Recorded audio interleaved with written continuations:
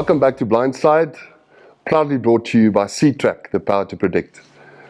Johnny, we went to Stellenberg, which was our first visit in the Cape.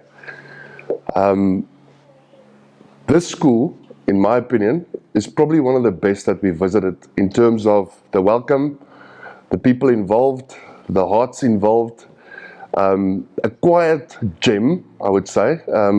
Everybody talks about them. Let's not say they're not talked about, but this quiet, behind the scenes, know where they're going, very, very focused on their approach, and some incredible people involved, not only school teachers and coaches, but from a sponsorship perspective, mentor perspective, some incredible people involved, hey Johnny?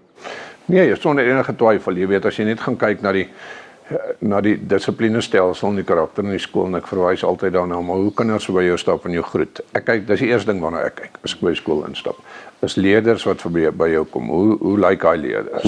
Jy weet, en ek het nie verby een leerder gestap wat my nie gegroet het nie, en dit is die eerste ding wat my uitgestaan het. Ek dink geografies is daar klomp, en ek sal nou daarna verwys, maar geografies is daar interessante goed wat in die Kaap gebeur, wat uit die aard van die saak vir Stellenberg na Hoërhoogtes gevat, en dan, soos jy het reg gesê, weer eens sit 'n ou met 'n bestuurspan daar, wat baie nederig is, wat presies weet waartoe hulle gaan, wat nie 'n vreeslike hoë maak af van nie, hulle splash het nie daar buite nie, maar jy weet, onder die dekmantel is hulle besig om baie werk, en die resultate binne die volgende seisoen of 2, inteendeel, ek dink volgende seisoen gaan ons baie goeie resultate van ons skool sien. So let's introduce our viewers to the first panel we had interviews with. It's Andras, who's the director of rugby, and then Jaco and Louw, who's more involved with the first team specifically. And this segment is brought to you by Nashua. Andras, Jaco en Louw, dis vir ons regtig 'n flippend groot voorreg om hier by julle by Stellenberg te sit. Ons hou julle al vir baie lank dop. Ek het so 'n bietjie van kamera af met julle gesels oor John de Villiers se toernooi so 2 jaar terug. En hier sit ons 2 jaar later, en of 'n jaar later, noem dit nou 'n jaar en 'n bietjie, en hierdie mannetjies wat ek net om mee gaan gesels, was deel van daai spannetjie wat gaan na Mokmaker daar by John de Villiers se toernooi. So, ja, ons is bevoorreg om by julle te kan gesit en gesels. Ons wil meer weet van Stellenberg. Ek dink julle kykers wil definitief meer weet van wat hier aangaan, want ek dink hier's 'n paar mooi goed op pad. So, Andras, jy's die hoof van sport, en dan nou betrokke oorhoofs eintlik maar by rugby, maar so ook op die verdedigingskant by die eerste span.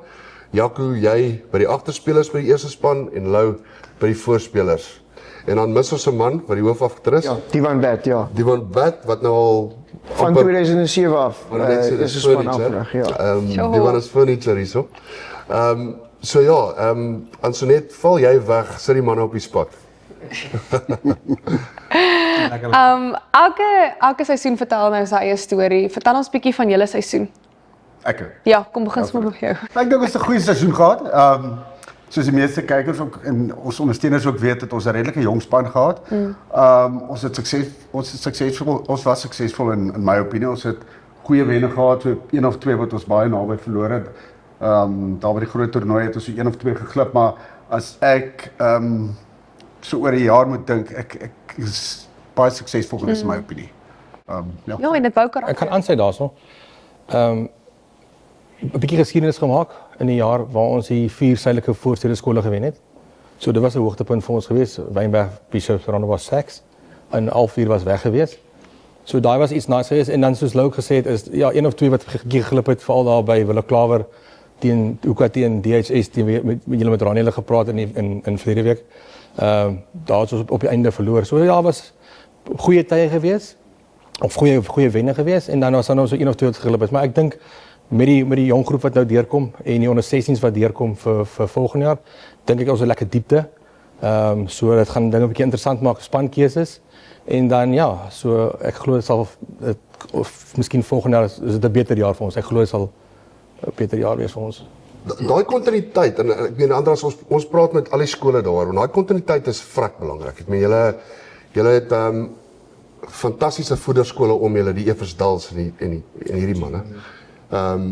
So ek verstaan en ons het vinnig van kamer af gepraat. Julle het 'n astronomiese klomp aansoeke gekry. Wat dit goed en sleg maak, want ou weet amper nie waar om te vat en te los nie. Dis ook nie altyd jou keuse nie.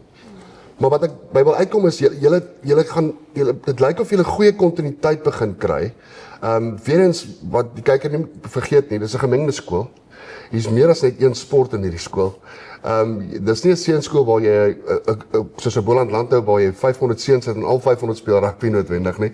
So Andras, julle doen redelik goed in daai werwingsproses as ek kyk na wat nou deurkom vir die volgende 3-4 jaar by julle. Ek dink jy het dit nou raak geslaan, skole soos Jean Louw, Eversdal, Bastion, Brackenfell. Ons kan heeldag hier sit oor die voederskole wat ons in die Kaap het is ja, daai skole spreek boeke. So dis 'n sterk en 'n kompeterende kind wat van die skool afkom wat dit vir ons nou natuurlik maklik maak. Die moeilike ding is soos wat jy ook nou genoem het, ons is nie 'n koshuis nie. So 'n koshuis gee jou 'n geleentheid waar jy kinders kan keer. Omdat jy die koshuis het. Ons moet inval in die WKOD se reëls en regulasies rondom area waar kinders bly ensovoorts. So dit maak dit vir ons moeiliker om net te gaan handpick nie, want die kind wat ook aan die pad bly, wil 'n ou mos nou eers 'n geleentheid gee om in te kom. So ja, dit raak moeilik. Ek dink wat ook verander het, ek kom van die noordelike voorstede af. Maar toe ek op skool was daar nie 'n skool so Stellenberg wat vir jou die geleenthede kon bied soos wat Stellenberg heidaglik doen nie. Ek bedoel, ons is die enigste skool by Willeklawer en by Noordsuid sonder 'n koshuis wat kompeteer in die top 20 jaar in en uit. So jy het nie meer nodig om koshuis toe te gaan nie. Jy gaan geblootstelling kry by Willeklawer. Jy gaan blootstelling kry by Noordsuid. Ons het in die laaste 2 jaar 3 seuns by die EPD onder 16 kamp gehad. Ons het die laaste 5 jaar het ons SA skole spelers gehad. So ons is nou al ver genoeg daar. Die probleem is net dat ou wil nie stagneer nie. En soos wat Jaco nou vroeër genoem het, daai net verloor. Dit begin irriterend raak. En hoe verbeter ons dit? So dis waar die uitdaging kom, maar ja, om terug te kom na jou vraag toe, ons kan nie klaar met die laerskole nie. En ons probeer regtig hande vat met die laerskole, vir hulle ondersteun en kyk hoe ons dan 'n direkte bemarking direk daarvan af kan kry. 'n Simpel ding, die eerste span met interskole week vir Jean Louw gaan tonneltjie hou toe hulle interskole teen Laerskool Durban wil gespeel het. So sulke klein goedjies wat maak en wys dat ons is 'n gemeenskapskool en ons het ons gemeenskap nodig om vorentoe te gaan. Absoluut. Weer eens, jy praat van julle het net koshuis en ek hoop jy's weerlig om ouens wat kyk. Dalk is daar 'n besluit of twee wat geneem moet word. Julle het julle die grond om 'n koshuis te kan opsit, as jy genoeg spasie. Jaco lag nou. Ons spot baie daaroor. Ons spot in 'n manier, maar dis ook ernstig en is vir my 'n ding van op die huidige oomblik het ons dit reg gekry om 21 rugby spanne op die veld te stoot sonder 'n koshuis. Dit raak moeilik in die sin van terreinspasie vir spanne wat moet oefen ensovoorts, maar dis ook ons kultuur. En ek bedoel, ek weet mense sê hierdie ou gaan lieg, maar ons het nie beurse in die skool nie. So as 'n ou koshuis opsit en 'n sportman en 'n rugbyman, die eerste ding wat hy dink is ek kan rugbyspelers gaan kry. Ja. Die probleem is ons het nie eens beurse om vir ons plaaslike kinders by ons skool te hou nie. Nou moet jy 'n beurs gaan deel in 'n koshuisbeurs en 'n skoolbeurs. Waar sulke dinge moeilik raak. Ek weet nie wat die toekoms is nie. Ons is volgende jaar maar 40 jaar oud. So ons is al baie jonk in 'n skool opset. Ek sê nie die deure is toe dat daar geleentheid sal wees vir 'n koshuisie. Ek kan net nie sien dat dit in die volgende 10 jaar gaan gebeur nie. En gaan dit ons kultuur verander? Ek weet nie. Ons het sterk laerskole waar ons plaaslike kinders geleenthede kan gee. Ons praat baie van #develop local talent. Hier is ook genoeg talent in hierdie omgewing om kinders in ons omgewing geleenthede te gee. Dit is die voorreg wat die Kaap het. Ek meen as jy kyk na ons het noudag by DHS gesels met die manne oor nommers. En ek meen by die Sharks ook. Dit is interessant om te hoor ook hoe hulle local ouens wil ondersteun. Seker maak, hulle gaan al regtig net 'n seun buite die stelsel as hy nie daar is nie. En as ek sê as hy nie daar is nie, probeer hulle ook eers doodseker maak as hy daar nie. Hulle coach, daai ouens rig af. En ek dink dis waar ons baie keer die punt mis. Julle sit met laerskole hier met fenominale afrigters op laerskole vlak. wat klaar die oudjies deur fantastiese ontwikkelingsprogramme sit. So julle is bederf, noem dit nou maar dit vir talent, maar in dieselfde asem, julle kompeteer met 'n klomp groot kanonne om spelers te hou. Hoe doen julle daai, Jaap? Ek kan net aansê daar waar we nou geëindig het is ook lekker om te sien 'n seun wat van 'n laerskool afkom en hy het gespeel onder 13 B of C en hoe hy ontwikkel uit die skool uit onder ons afrigters. Ek dink ons is op amper 40 buite afrigters by ons skool. As ek reg is, anders 38 jaar rond. So dis lekker om te sien is daai seun wat ontwikkel en wanneer hy 'n matriek is, dan speel hy onder 19A en selfs het al gebeur dat so 'n seun wat onder 13 BC gespeel het wat SA skole speel of Kruienwyk speel. So dis lekker om te sien wat die werk wat dan ingesit word en onder andere met Andras wat ons leiding vat met die aanstellings vir die afrigters, dat die struktuur is in plek. En die ontwikkeling is daar en te sien hoe die kind groei van waar hy was tot waar hy uit skool uit gaan en ontwikkel as 'n rugbyspeler en professioneel of semi-professioneel. Andras 98% van die ouens wat afrig is buite afrig, so meer as 95%. Weer wat Jaco nou gesê het is, ons moes gaan kyk het na hoe ontwikkel ons, want ons het nie beurse van die skool se kant af nie, so wat maak jy met die kinders wat hier is? So ons het gegaan en was nie net my besluit, ons het klomp van die ouens wat al lankie was om 'n tafel gaan sit en gesê, right, ons is nou hier, okay, maar hoe gaan ons dit nou maak werk?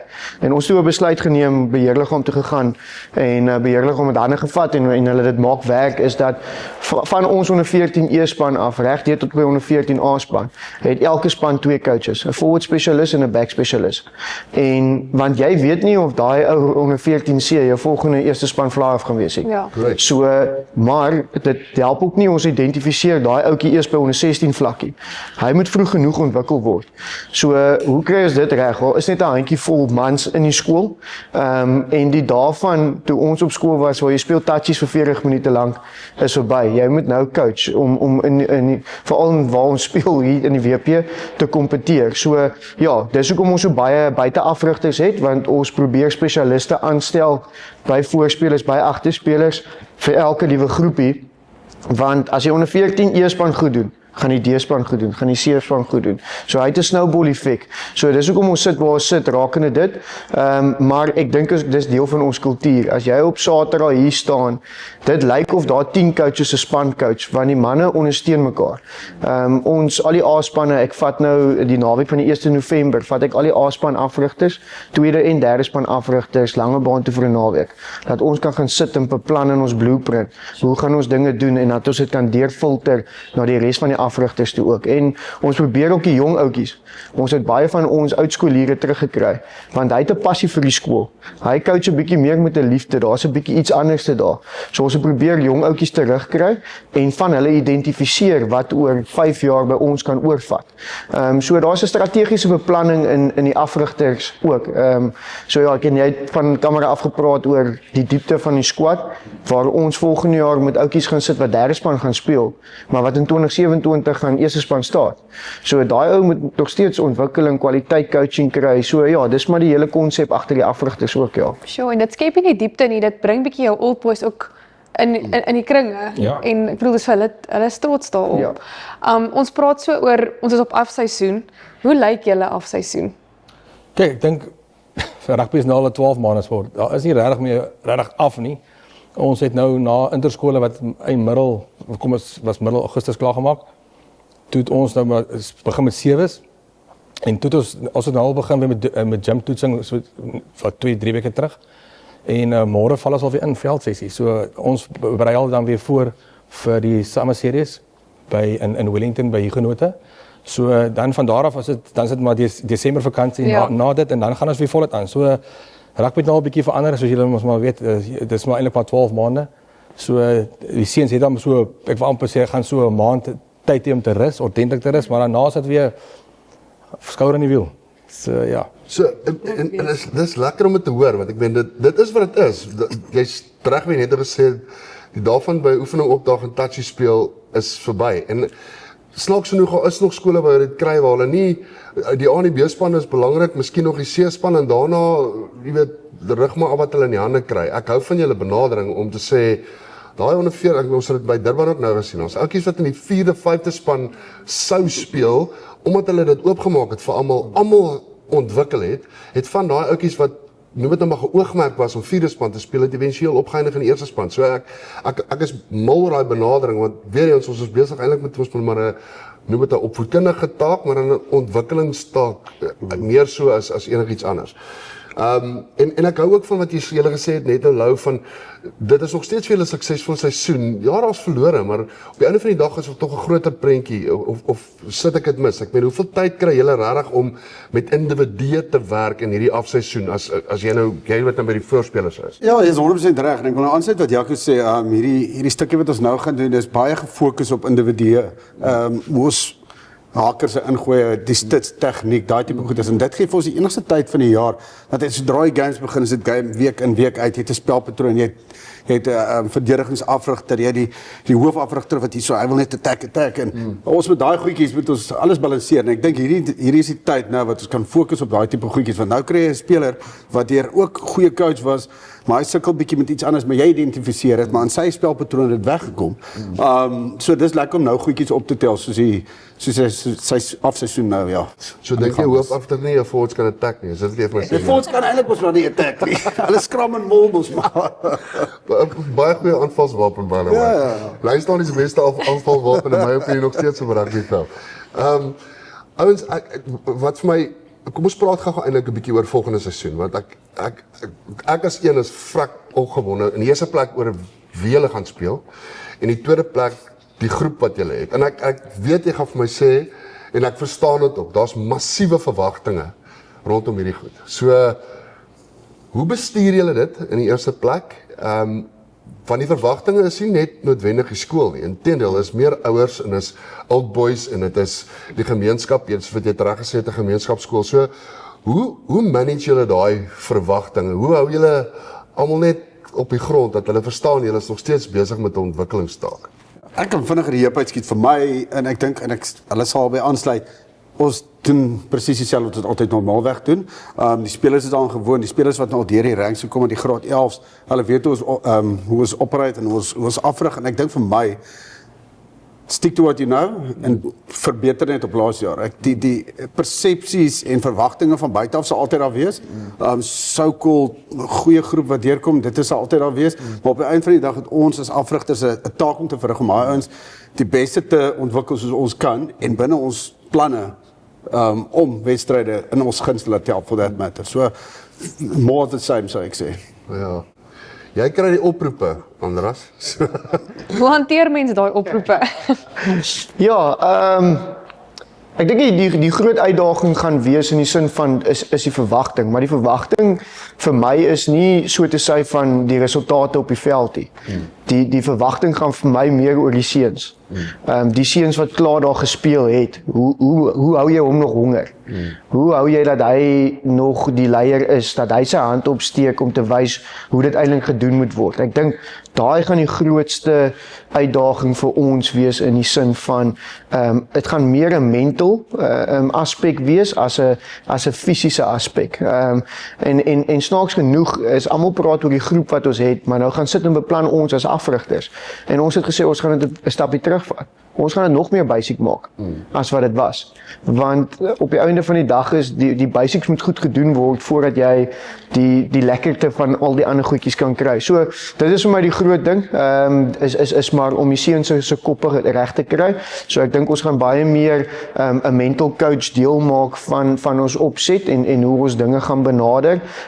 Ons gaan meer kyk ook na kultuurgoed binne die span. 'n Simpel ding, 'n ou moet opstaan en 'n liedjie sing van sy keuse en die span spring in en meer daai band begin bou op die einde van die dag, want ek dink die diepte gaan homself uitsorteer in die sin van om die kompetisie op te tel.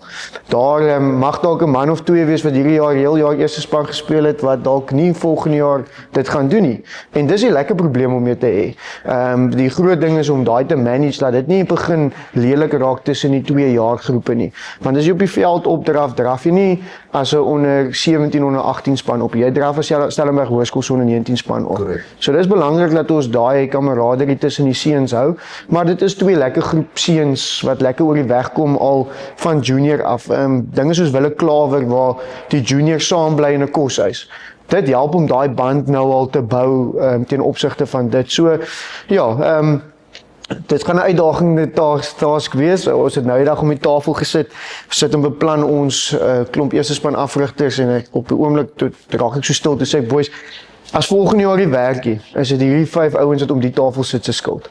Ons moet verantwoordelikheid vat vir dit, want alles is daar. Die platform is gelê. Dit gaan ons werk wees om die kinders se koppe reg te kry. Dit is nie 'n 17, 18-jarige kind gaan nie dit op sy eie reg kry nie. So ja, ouers se oproepe, 'n ou moet uitluister en 'n ou waardeer dit en jy moet luister oor wat het gewerk, wat het nie gewerk nie. Ons het 'n rugby ondersteunerskomitee, ons noem hulle ROC. Ons het aan die einde van die jaar het ons of 'n maand terug het ons 'n Google vorm uitgestuur aan al die ouers. En jy bly anoniem daarin en wat het vir jou gewerk van Stellenberg rugby en wat nie vir jou gewerk nie. En dan kry ons dit in en Doopie, ons direkteur van rugby, is 'n voltydse onderwyser ook. Hy sit nou in die klas, dis hoekom hy nie hier kan wees nie. Dan sit ek en Doopie en ons bespreek oor wat kan ons hier uitvat wat ons beter kan maak. Op die einde van die dag is as jy dink jy doen alles reg en alles is sukses, dan is jy op verkeerde rigting. So ons probeer luister en jy vat wat jy kan en jy los wat jy nie wil vat nie. Maar ja, elke ouer worry en is bekommerd oor sy kind en is sy werk. Dis jou as ouers se werk, maar ons moet ongelukkig dink wat is die beste vir Stellenberg rugby. En ons moet 'n besluit rondom dit maak. Solank dit ek wil amper sê die myn ding bly, is ons nog op die regte pad, voel ek. Ja, kyk, en dit forceer julle om altyd objektief te bly.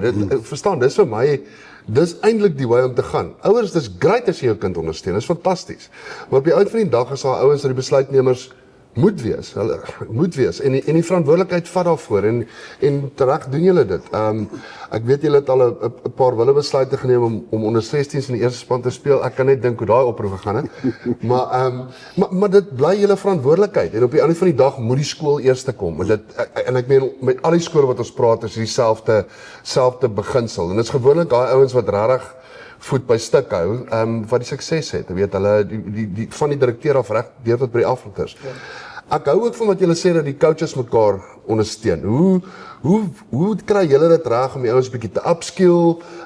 Ouens wat dan nou, jy weet, julle praat van meestal buite afrigters. Hoe kry julle daai ouens eintlik half om mekaar te upskill, 'n paar idees uit te ruil, boonbehalwe julle na julle kamp? Jy sê die ouens ondersteun mekaar lekker langs die veld ook. Ja, ons noem dit Indabas, soos wat almal dit maar noem. So ons het 'n sport Indaba waar ons met die hele skool se afrigters besit. En daar raak ons goed aan soos goed wat 'n ou dink jong coaches weet al, en goed wat jy altyd moet aanraak. Byvoorbeeld, ek het 'n kleintjie dood as jy 'n kind op 'n WhatsApp boodskap sê hy moet nou 'n spanlaag gaan speel. Jy roep die kind in, jy praat met hom en jy gee hom die rede.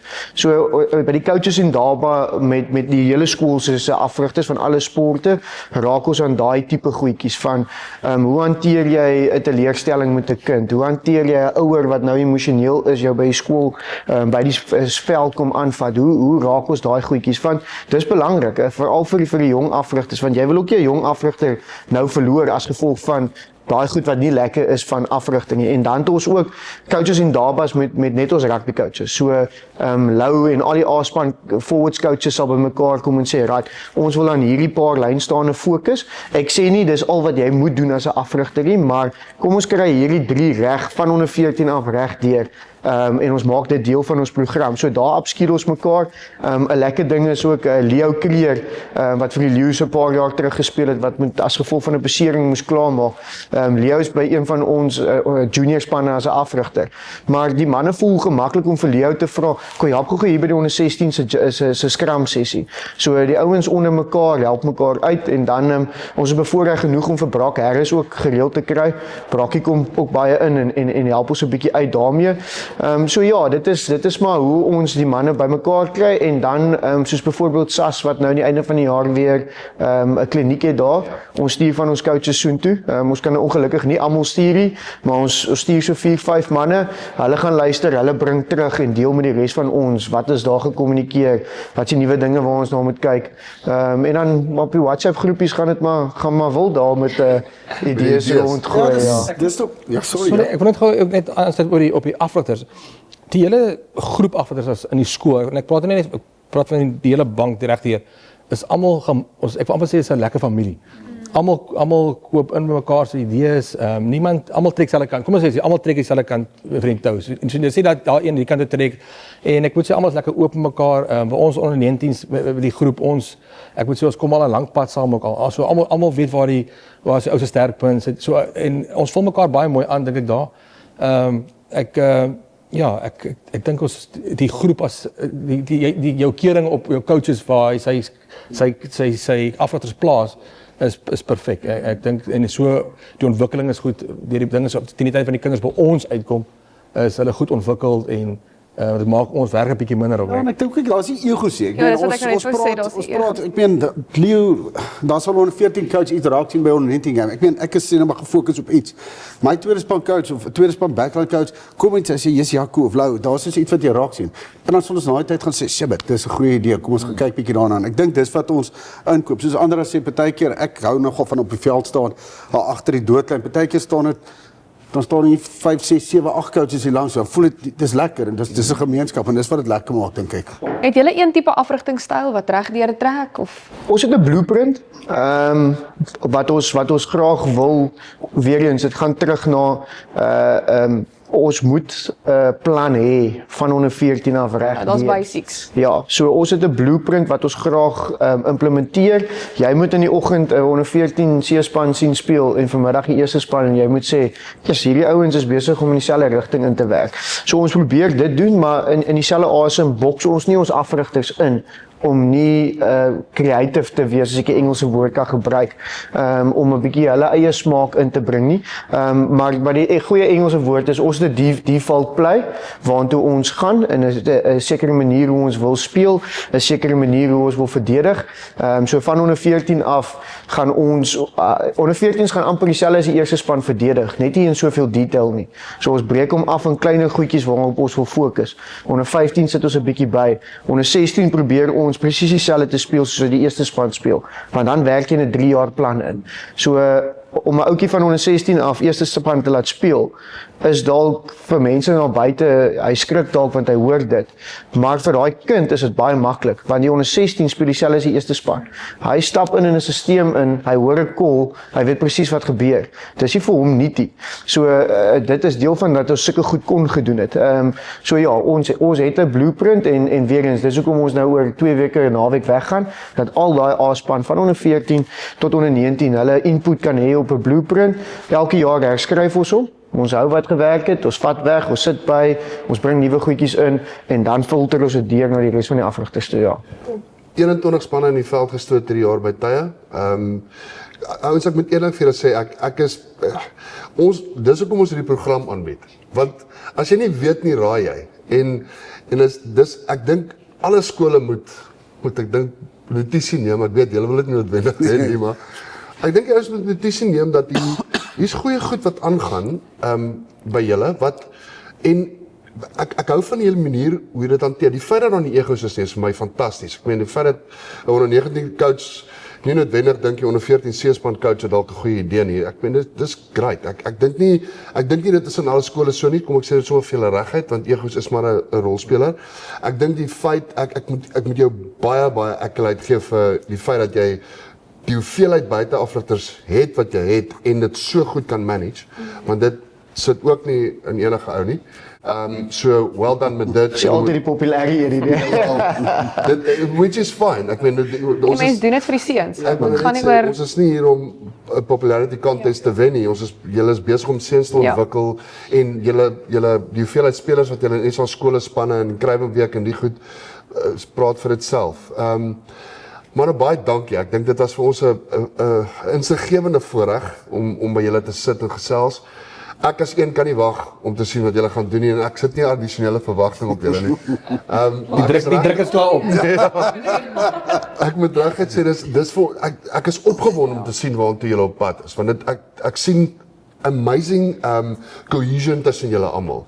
En as daai kultuur gaan mos nou natuurlik op die seuns afvryf en jy weet uit die aard van die saak vir julle 'n goeie resultate bring. So Andras, Jaco, Lou, ek wens julle alle sterkte toe. En die ouers wat al buite is, gee die manne net so 'n bietjie spasie. Hulle weet wat hulle doen. En ja, kom ons hoop regtig dis vir julle 'n besonderse jaar, 'n besonderse 5 jaar, want ek weet julle is besig met groot planne, so ek hoop regtig is vir julle 'n amazing toekoms. Baie dankie. Dankie julle. Dankie.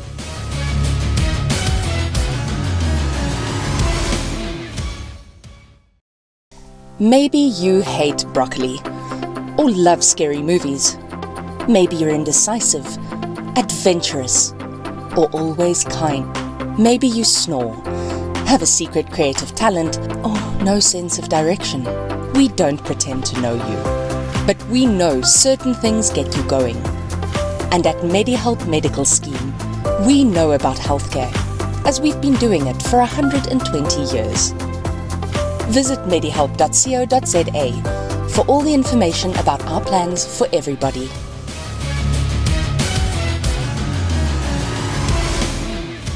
Johnny, hierdie 3 manne het regtig vir my uitgestaan vir 'n klomp redes. Andras wat die direkteur van rugby is, hy het so 'n hart vir waarmee hy besig is. Self 'n jong man wat al die accolades het om af te rig waar hy wil afrig. Maar 'n nederige approach na die sport holisties in Stellenberg, maar meer so op die rugby gefokus. En jy kan sien in hoe hy die ouens om hom uplift en komplimenteer en die spelers komplimenteer en ouers komplimenteer. Dit kom nie van 'n plek waar ek wil amper sê dit falsely forced is om dit te sê nie. Hy voel dit regtig. Ons nie 'n ego nie. Hy wil almal moet presteer in sy span in terme van afrigting. En dit gaan definitief op die veld 'n massiewe verskil maak. Nee, 100%. Voor ek by Andras kom in my persepsie, wil ek vir jou sê, kyker by die huis, en ek dink is baie belangrik dat jy dit verstaan. Hierdie show gaan oor inform, educate en excite.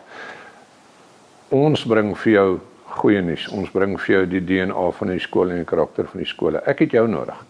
Ons het jou nodig op hierdie show om te klik en te subscribe. Want hoe meer kliks en subscriptions ons kry, hoe meer laat jy ons toe om hierdie waarheid vir jou te bring. So klik en subscribe.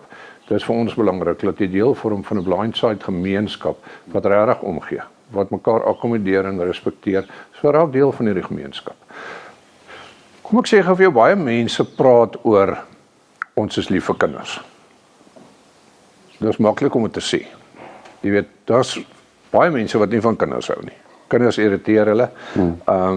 Jy weet, ek persoonlik is lief vir kinders, maar ek is goddank bly ek is nie onderwyser nie. Want ou kry mixes en matches nie, jy kry kinders wat nie 'n dissiplinestelsel by die huis het nie, en die ouers verwag van hulle kinders om by skool opgevoed te word, terwyl dit eintlik die verantwoordelik van die ouers is by die huis. So kom ek kom terug na Andras hulle toe. Hy praat nie net oor sy liefde vir kinders nie, hy leef dit. Jy weet, is een ding om te sê, is 'n goeie rugby afrigter, en ek dink daar's duisende van hulle. As duisende goeie afrigters al buite. Ek dink die kombinasie van regtig omgee en lief wees vir kinders en die rugby kennis is die kombinasie van wat daai skool al volgende seisoen suksesvol gaan maak. Absoluut. Ek het hulle so 2 seisoene terug dopgehou by Jean de Villiers se toernooi met die 116s. En ek het daar 'n paar goed gesien. In die eerste plek die kameraderie onder die afrigters wat ek het op 'n stadium gedink daar's 12 ouens wat daai 116 span afrig, want daar was 'n magdom skoolonderwysers en buiteafrigters wat by die afrigters gestaan het. Ja. Wat vir my uniek was in dit is dat hulle mekaar ondersteun en almal praat dieselfde taal en dis 'n positiewe environment wat daar is. En toe ons die vraag vra, kom dit eintlik presies so uit. Alhoewel Jaco en Lou net deel uitmaak van die eerste span setup, Doopie hulle is die hoofafrigter. Daai pakkie, wil ek amper vir jou sê, is nie net daai manne wat ons op die skerm vir julle gewys het nie. Daar's 'n magdom afrigters waarvan ek dink hulle het gesê 95% buiteafrigters is. Maar daar's 'n magdom van daai ouens wat elke ou in sy eie plek almal na dieselfde rigting toe werk, almal hulle spelers, hy wil graag sê, my onder 14D ouetjie, het eventueel in die eerste span gespeel, en ek het 'n bydrae gehad daartoe, om hom daartoe te bring, binne in hierdie bloudruk wat hulle op papier het, en fascinating om te sien, hoe daai ouens se egos absoluut niks beteken, ja.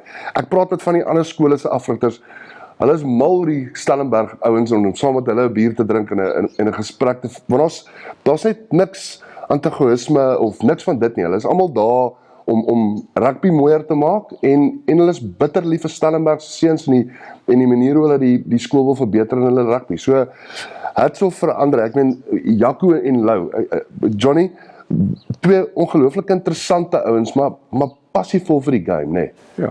Ja, kom ek sê gou vir jou, Engelsman verwys na devil in the detail. Nou, jy weet, dis weer die eerste ding waarna ek kyk as ek by 'n wedstryd opdaag. Jy sê dit 'n Parel, Gim, 'n Paul Boys, 'n Affies, 'n Monas, Stellenberg kyk as hoe lyk die bestuursman langs die veld. Ek verwys klaar na Janiele in die laaste game wat ons vir hulle gekyk het by Montana. Daar's 'n groep wat professioneel is, die outfits professioneel, die keppies op die kop, hulle het hulle baadjies aan.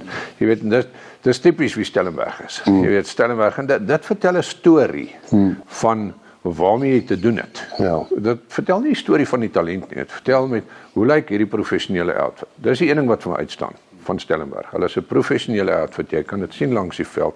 Sy ou daar met sy kortbroek en plakkies langs die veld staan, hulle lyk professioneel. Die tweede ding is, kom ons wees nou maar eerlik. Jy weet, as jy gaan kyk na die topskole in die Parel en jy gaan kyk na die topskole in Stellenbosch, daar's net soveel plek in daai skole. So wat is besig om te gebeur? Ons weet dat al hoe meer Gautengers, jy weet, semigreer Kaap toe. Jy weet, en almal wat semigreer Kaap toe wil tog sy kind in die beste skool het. Maar daar's net soveel plek. So daar's altyd, weer eens verskoon die slang, maar daar's 'n overflow. Jy weet, en ek dink by default wat besig is om te gebeur, is Stellenberg, juis oor hulle professionaliteit, is besig om vinnig op te vang. En al hoe meer kinders met ongekende talent is besig om Stellenberg toe te gaan. Want dit is nie meer noodwendig nodig om net na 'n Parel of 'n Stellenbosch skool toe te gaan nie. Want Stellenberg het opgevang. So, jy weet, Stellenberg gaan in die volgende paar seisoene 'n klomp groot manne skrik maak. Ja. Oor wie hulle is, oor wie hulle kry en die plan waarmee hulle stil besig is. En die kontinuïteit, ek meen, Johnny, kyk, hulle het 'n ongelooflike voedersbron om hulle. Ek meen, hulle het Everstal en Jean Lou en jy weet, al hierdie skole is daar reg langs hulle. Maar hulle kyk 'n bietjie verder as dit ook, want ek meen, jy weet, die Kaap is so groot in terme van laerskole dat jy weet, talent moet daar buite wees. En snaaks genoeg, hulle sê ook, jy weet, hulle is nie noodwendig agter die superster aan nie. Dis nie vir hulle het nie 'n koshuis nie, so hulle het nie nog nie. Maar hulle, soos ek sê, ek weet nie of manne 'n koshuis soek nie, maar kom ons kyk maar so. Ek dink dit sal vir hulle werk, maar daar's maar, jy weet, 'n paar opinies rondom dit. Ek wil net sê, vir 'n skool wat nie 'n koshuis het nie, wat nie noodwendig alles kan bied wat, kom ons noem dit nou maar, die groter skole kan bied of die top rugby skole bied nie, is dit wat daar gebeur absoluut fenomenaal. Ek meen, SA skole fly af van hierdie jaar, graad 11 in Stellenberg. As jy kyk na teen wie jy gekompeteer het in die pakkie, om daai try aan te trek, dit sit nie in enige man nie.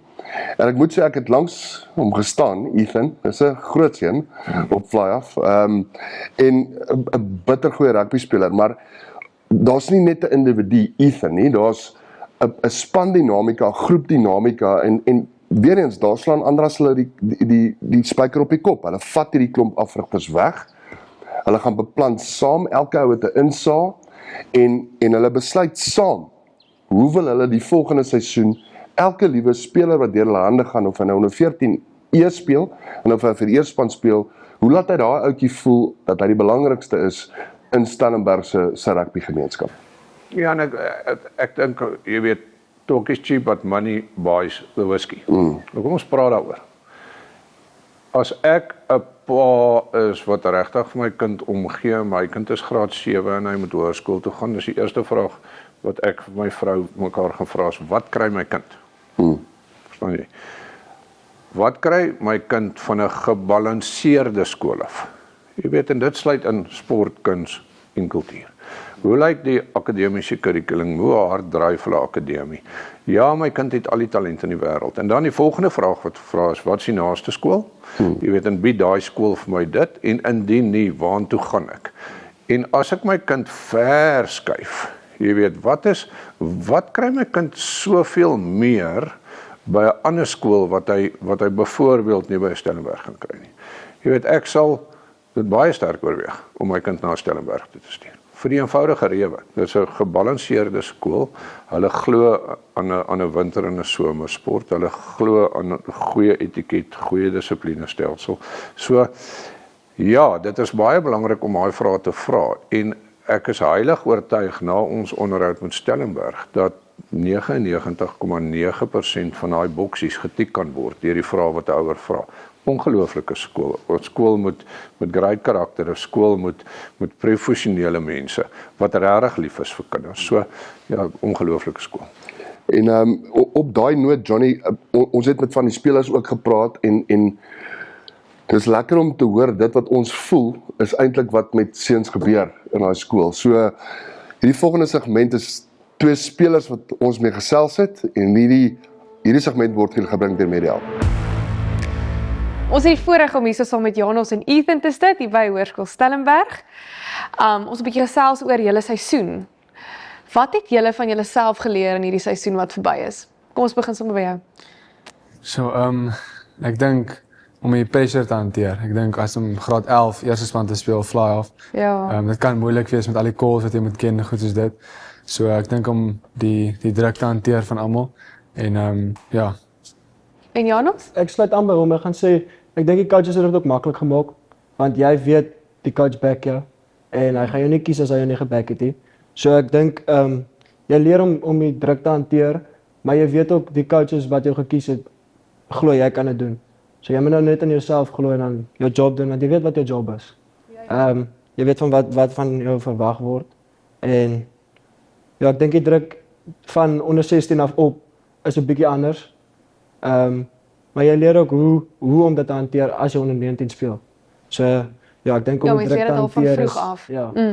Sure. In julle opinie, hoe belangrik is dit om so gou as moontlik eerste span te speel, juis om by die seniors die druk te leer hanteer, om jouself te leer verstaan en ken in daai omstandighede. Hoe belangrik dink julle is dit om op graad 11, selfs onder 16, julle altyd al onder 16 van die bank af gespeel vir die eerste span. Hoe het julle gehelp? Ja, ek dink om aan die begin is dit soos jy kom agter, hoor jy het onder 16 gespeel en jy draf op die veld en jy kyk die ou, hy's groter as jy, maar jy weet die coach het jou opgesit vir 'n rede. So jy weer eens jy het jou job om te doen. En dan kom dit soos hierdie jaar, dan voel jy, okay, maar nou is ek dieselfde size as hierdie ou. Wat het hy op my wat hy laas jaar meer as ek gehad het. So ek dink aan die begin is jy 'n bietjie skrikkerig, maar jy raak gewoond daaraan want jy speel dit heeltyd. So ek dink nou is dit weer volgende jaar, nou hoe gaan ek dit volgende jaar ervaar? Want nou het ek het dit gedoen onder 16, ek het dit gedoen onder 19 vir 1 jaar. So dan doen jy dit vir 2 jaar en is ja. Het jy die voorreg gehad om SA skole te speel hierdie jaar? Jy praat van druk op fly off, daai is redelike druk. Ja. Met ouens soos wat se naam, Marcus Miller hulle langs jou. So hoe was daai ervaring vir jou? Nee, dit was baie lekker. Ek meen hulle, veral as Ethan Adams hulle en ek het ook Kruienweek saam Marcus hulle gespeel. Vir hom langsaam as 'n center is hy praat regtig baie, so dit het my ook baie gehelp om meer te fokus op die forwards en hulle in plek te sit. En ja, het 'n bietjie druk vir my ook afval by veral Kruienweek, ja meneer. So ek weet hy's nie in jou skool nie, maar hoe goeie leier is Marcus Miller? Nee, ons het die kamp saam hom gehad. Ek was so van Kruienweek tot einde van die internasionale serie was ek so 'n maand saam hom. Hy is 'n baie goeie leier. Ek het baie geleer by hom ook. Hy het die Kruienweek span ook gelei. En die SA skole span, so ja, ek het baie geleer by hom, ja. Ons praat so van leierskap. Hoe belangrik is die rol van julle spanmaats en afrigters nie in julle rugby loopbaan nie? Ek dink dit is baie belangrik. Om 'n span te lei, dit is nie altyd maklik nie. Dit kan nie maklik wees om 'n span te lei nie, maar Ja, ek dink 'n rol van 'n coach, veral 'n coach wat jou help. Ek dink dit is baie goed. Ja, wat in jou glo. Ja, veral dit as jou back, ja. En vir jou, Janos? Ek dink as ek die vraag hoor, dan dink ek Coach Lau het onder 14 vir my gesê, 'n kaptein is nie iemand wat almal van hou nie. Hy's iemand wat jou gaan help in die regte rigting en dan hy gaan vir jou sê wat jy moet doen om beter te wees. Nie net wat jy moet doen vir jouself nie, maar wat jy moet doen vir die span. So almal gaan nie altyd van jou hou nie en jy gaan nie altyd die ou wees wat jy almal die meeste van hou. Die mees populairste nie. As die ouens in jou glo en hulle het respek vir jou, dan luister hulle gewoonlik, sal ek sê. Ja. So ons praat oor ander tipe druk want daar's sekerlik ondersteuning van die ouers en daar's ondersteuning van die afrigters. Maar daar's uit die aard van die saak verwagtinge wat elke jaar is want almal wil julle moet wen en natuurlik is dit 'n voorreg om vir jou skool se eerste span te speel. Ek wil 'n bietjie praat oor die druk op sosiale media. Julle het seker albei redelike groot profile op Instagram en op TikTok en op Facebook, wel nie Facebook nie, julle is mos glad nie meer Facebookers nie. Dis nie ons ding. Dis nie julle ouderdomse groep. Dis ons ouderdomse groep. Hoe hanteer julle daai Instagram, TikTok, noem dit nou maar environment? Hoe belangrik is dit om daai goed te leer bestuur en te verstaan dat almal nie noodwendig 'n opinie oor jou Ek dink het nie? baie keer wil jy nie daarna gaan kyk nie. Ons het 'n game gehad net voor interskole wat ons verloor het, wat ons nie moes verloor het nie. En ek wil nie op TikTok gaan nie, ek wil nie op Instagram gaan nie want ek weet ek gaan dit sien. En so baie keer moet jy dit net uitsluit. Wat gebeur het gebeur. Dit gaan oor hoe jy dit gaan hanteer vir die volgende game. Ja, ek weet nie, die druk is dis vreemd want die ou het nie gespeel nie, maar hy gaan vir jou iets sê daaroor. So dan moet jy dit uitsluit op 'n manier. Ja, nie jou identiteit Ja. aan dit koppel nie. Ja. Hoe juggle julle skoolwerk, rugby speel en julle besige sosiale lewe? Dis moeilik want jy's besig, jy het oefening, sê nou maar jy het gym in die oggend 6:00 tot 7:00 en dan na rugby het jy 'n veldsessie 2,5 ure en dan kom jy by die huis en jy moeg, dan wil jy nog gaan draf of jy wil iets gaan doen en dan moet jy by die huis kom, skoolwerk doen. Dit gebeur nie baie nie, maar dit moet gebeur.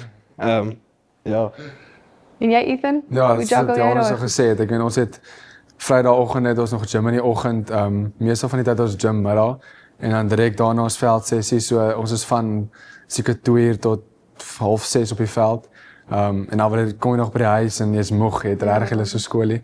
Maar jy moet dit maar doen. Ek meen, jy moet jou skoolwerk ook ophou, so.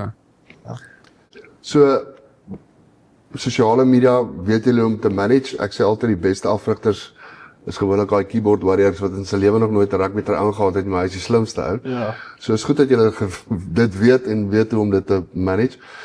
Hoe belangrik is julle ouers ondersteuning vir julle? Ek weet dis iets wat seuns nie altyd hou daarvan om te praat nie. So ons weet pa's ondersteun gewoonlik. Hoe belangrik is daai ma wat elke oggend die kosblikke pak en die ander en daai diep support moet wees? Die tekkies aanry as hulle dit vergeet. Ja.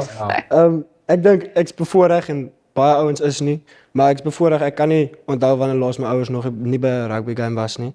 En ek dink baie keer dat mense hulle vat dit jy weet jy vergeet van jou ouers wat daar is en jy's op jou eie en ja, ek's op my eie as ek rugby gespeel het, maar as ek regs kyk dan sien ek my pa staan of ek hoor my pa skree langs die veld. En ek dink baie keer is dit soos pappa man, bly stil. Maar ja, jy waardeer dit eintlik. En mamma hulle wat die kos pak is hoe anders gaan jy eet. So Crucial, Ja. Pieter. Ja, ek is baie dankbaar vir my ouers. Ek dink sonder hulle sou ek nie gewees het waar ek vandag is nie. Ja, veral vir my ma wat my elke oggend na gym toe ry, 6:00 die oggend gym toe ry. As ek my skoene vergeet, my skoene vir my kom bring. En ja, ek is baie dankbaar vir hulle. Sê gou vir my, die seisoen wat voor lê, julle is nou in afseisoen uit die aard van die saak, so julle seisoen wat voor lê, as ek die program reg verstaan en ek weet ons mag nog nie regtig oor hom praat nie, maar daar's 'n paar, noem dit nou maar die soortgename groot kanonne wat julle lekker vroeg in die jaar kry. ja. Julle lyk en ek dink is gereed vir daai challenge, as mens kyk na die laaste paar seisoene. Maar hoe opgewonde is julle oor volgende jaar? Wat is die kultuur in die span? Kan julle dit al aanvoel? Ek dink mens moet dit groter maak as wat dit is nie. Want ons het 3 jaar 'n groot seisoen gehad. Ons was 'n span wat nie almal gedink het gaan goed doen nie en as jy kyk na die resultate, na die mense die spanne wie ons gewen het, dink ek dat dit eintlik as 'n goeie seisoen uitgedraai en ons was underdogs as mens dit so kan sê. Volgende jaar is daar groot verwagtinge, maar jy moet nog steeds jy moet op die aarde bly. Ons het altyd gesê na die game kom terug aarde toe. Ons begin op 0. So ons moet op 0 begin. Totdat ons hier bewys dat dit 'n goeie seisoen gaan wees, kan dit 'n goeie seisoen wees. En ek dink dit hang van die span af.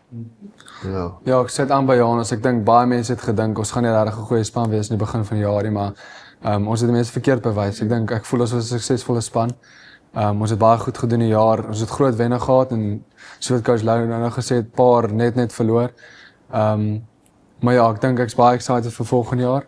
Maar wat Jans ook gesê het, ons moet altyd ons voet op die grond hou en ons moet dit groter maak as wat dit is. Maar nou, ons kan nie ek het dit vir julle afrotters ook gesê, ons is opgewonde om te sien wat volgende jaar met julle span gaan gebeur. Nie vergeet die wen en verloor, dit was vir ons lekker.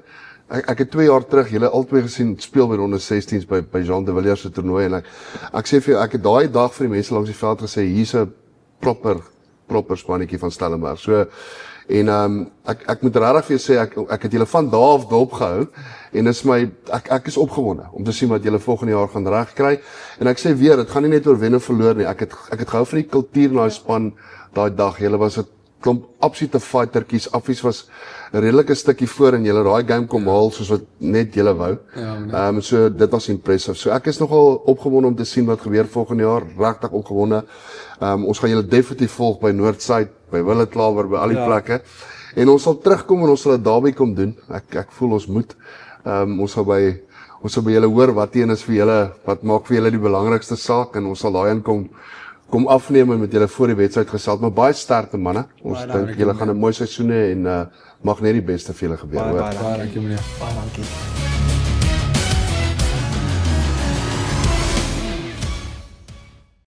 It's the workers who serve the public that keep life moving forward. For 40 years, SeaTrack has been on this journey with you. We make every road traveled safer and smarter with optimized efficiency.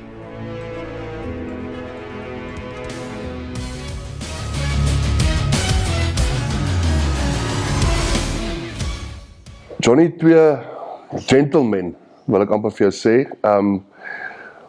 Nederig, maar ek sê altyd daar's 'n fyn lyn tussen confident en windgat. En ek moet eerlik vir jou sê, hulle sit 100% aan die confident kant, dood eenvoudig vir die seuns wat hulle is, jong manne wat hulle is en meer hulle self weet oorbring. Baie gefokus, gedetermineerd vir waantoe hulle op pad is. Ja, kom ons wees nou maar eerlik. Jy weet, om 'n SA skoolspeler te word, sit nie in enige ou se broek nie. Dis punt nommer 2.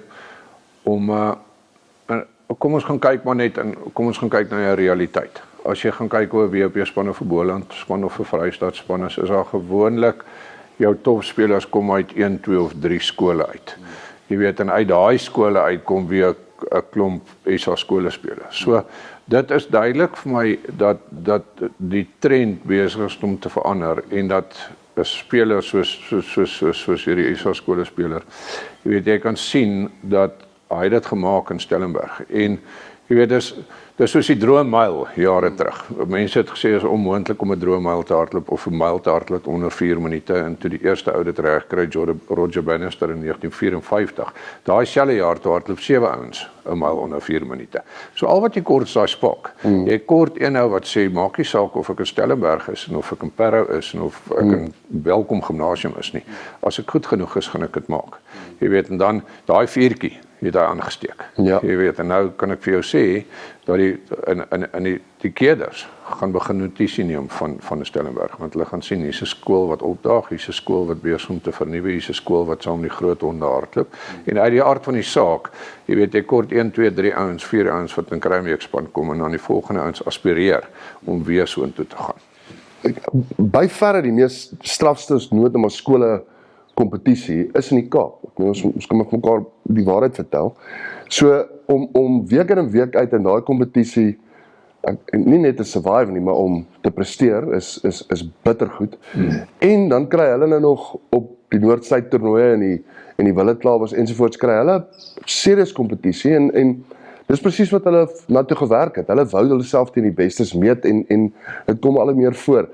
Wat ek ook hou van hierdie twee manne is, Ethan en Janos is goeie maats in die aard van die saak en was kaptein en onderkaptein van die laarspanne af. Ek moet sê, ek het baie van Janos gehou in die manier hoe hy sy vrae antwoord. Ek sê weer, daar's 'n quiet confidence in hierdie manne, wat as ek ander afrigters was of ander skole was, my so bietjie ongemaklik sal laat voel het, want hierdie mannetjies weet regtig waartoe hulle wil gaan. Hulle praat van hulle afseisoen, jy weet, waartoe hulle werk en die hoeveelheid tyd en energie wat daarin gaan, maar hulle praat met 'n professionaliteit. Jy weet, is 'n doelgerigte werk. Dis nie net ons daag op en daar is nou maar 'n afseisoen en ons wil nou maar hierdie ons berei voor vir 'n baie spesifieke seisoen. Ja, 100%. Ek dink daar's twee goed waarna ons moet kyk. Sonder enige twyfel is Stellenberg een van die beste skole in die land. En hulle is besig om te beweeg teen 'n stinkspoel. Dis die een kant. Die ander kant is, ons weet hoe groot skole rugby is en hoe groot die prestasieklausule gekoppel is aan skole. Ons weet ook dat as prestige skole 'n fly-off soek, gaan hulle vir hom soek. Verstaan, hulle gaan vir hom kry. So, dis baie duidelik as jy gaan kyk na hierdie spelers. Alles volgende jaar matriek. Ek kan beloof vir jou, hulle het al aanbiedinge gehad van ander skole. En daar's 'n baie goeie rede hoekom hulle nie geskuif het nie. Want hulle is klaar in een van die beste skole. Hulle is klaar in een van die beste skole in Suid-Afrika. En dis my mooi om te sien, dat ten spyte van aanbiedinge, jy weet sy dit reg oor die land is, laat hierdie ouetjie besluit hy bly. Dat so iets werk in Stellenberg. Iets werk wat die spelers nie net ontwikkel nie, maar wat die spelers hou. En daai is belangrik, want consistency is key. Jy weet, so hierdie ouetjie het gebly. Hy gaan volgende jaar vir Stellenberg speel, hy gaan volgende jaar weer Isa skole speel en so Stellenberg doen iets reg. Een van die beste skole in die land. Daar's geen twyfel by my nie. Ons praat bietjie oor kontinuïteit, Johnny. Hulle ons het nog gepraat van die werwingspool waar hulle eintlik sit. Jy weet, hulle sit met fantastiese laerskole om hulle. So daai kontinuïteit is iets wat ek baie van hou en weer eens kontinuïteit in hulle afrigting ook. Ek dink die afrigters doen bitter goeie werk en hulle weet wie hoort waar in daai stelsel. Wat vir my 'n lekker ding is om na uit te sien, is om te sien hoe die res van die skool doen in terme van dit wat hulle gepraat het, die planne wat hulle in plek sit. En ek moet sê, jy het iemand aan die hoof van dit nodig. En ek kom weer terug na Andras toe, ek dink hy het 'n ongelooflike demeanor. Daar's geen egos nie. Hulle het gepraat van buiteouens wat hulle inbring, spesialiste wat kom help. Ek weet hulle werk met Gary van Sanlam wat as 'n mentor. Ek meen hulle het ongelooflike invloedryke mense, invloedryk nie net finansiëel nie, maar ook in ondervinding, wat hulle inbring van buite af om die seuns te mentor, nie net op rugby terme of rugby stieke goed nie, maar weet goedjies buitekant rugby en hoe jy jouself kondak en wie jy is. En ek weet Gary is 'n fantastiese ou, ook deel van die hele Sanlam pakkie en ek weer eens ons was by Boland, dieselfde mense wat daar betrokke is, dis ouens wat se harte reg is vir sport en vir die ontwikkeling van jong mense en absoluut invested in die next generation. Ja, kom ons gesels oor Gary van Logrenberg. Ek ben baie jare by Sanlam. Met die hand groot gemaak deur Dr. Johan van Sail. Jy weet, en hierdie ou het 'n hart soos 'n olifant. Jy weet, hy gee regtig om en hy wil regtig 'n impak en 'n verskil maak. En hoe slim en wys meer is dit van Stellenberg om so ou in die stelsel in te trek en sê, luister, ons streef na uitnemendheid en kom ons kry 'n mentor. Nou, dis holriggery. Hoe belangrik speel mentorskap in skole? Jy weet, en dit maak my super opgewonde, want dit gaan weer eens nie net oor die talent nie, dit gaan oor wat bied ons vir hierdie seuns en dogters in hierdie skool, om eendag terug te kyk op hulle lewe en sê, my fondasie en hoeksteen van wie ek is, het begin by 'n skool so Stellenberg. Dit is so belangrik. Holisties, en ek meen, jy sien Gary op spanfoto's, jy sien hom maar agter die paal skree, hy's so goed soos deel van die afrigtingsspan. Dit was 'n voorreg om vir julle Stellenberg te bring, ons sien ongelooflik uit om na hulle seisoen te kyk, en die volgende episode gaan ons bietjie by Sax kuier, ons kan nie wag om julle daar te sien nie, Ek herinner julle weer, klik asseblief op hierdie knop hier onder, subscribe, en as jy van hierdie episode gehou het, geef ons daai thumbs up. Sien julle volgende week.